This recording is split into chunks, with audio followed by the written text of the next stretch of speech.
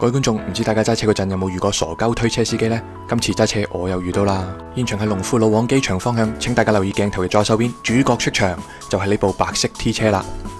一開始部 T 車就喺左線推住部旅遊大巴，旅遊巴司機心諗你推我就要快噶啦，我睬你都有味啊！繼續安全車速70公里。推咗一陣之後，T 車司機終於按捺不住啦！哇，你老味啊！一打燈就即插，乜撚嘢玩法啦？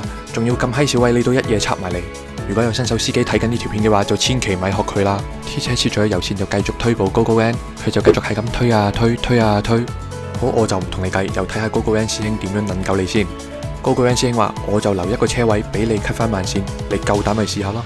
點知條 T 車傻鳩就真係唔夠膽喎。去到隧道口，慢線前面有咁多位，又唔見你死翻去慢線，係要繼續推喎。高高 van 師兄心諗：你繼續推咩？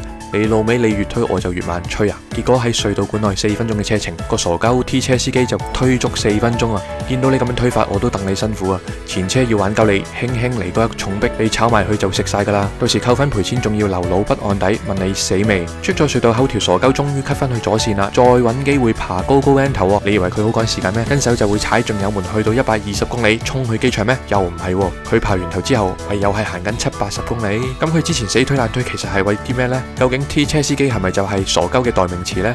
我真係諗唔通啦！各位觀眾留言話我知啦。